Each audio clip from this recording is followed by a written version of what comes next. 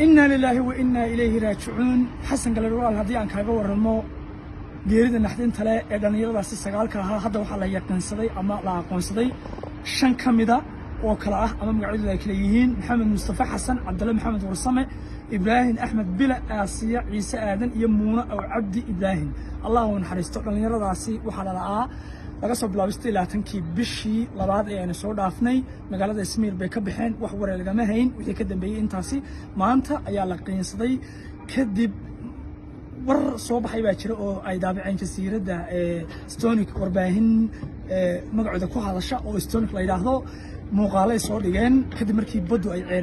soo caariday xilligeeda ay ku soo caariday ama ay ku soo turtay meydadkooda lama aqoonsan kareen hadda maanta markii soo baxay muuqaal ay iska duubeen intii aanay ka bixin magaalada Ismiir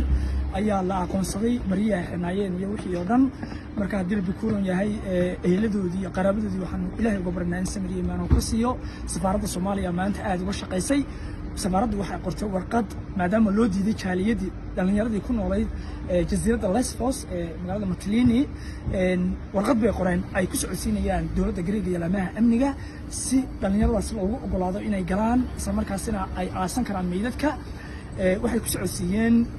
adil gudoomiyaha dowladda Greek khaasatan saan sheegay laamaha amniga maalinta Isniinta ayaa la rajeynayaa hadii Ilaahay yiraahdo in la aaso meydadka oo yaala jasiiradaas Mytilene Allah uu naxariisto ehelada iyo qaraabada waxaan uga baryaynaa in samir iyo iimaan oo ka siiyo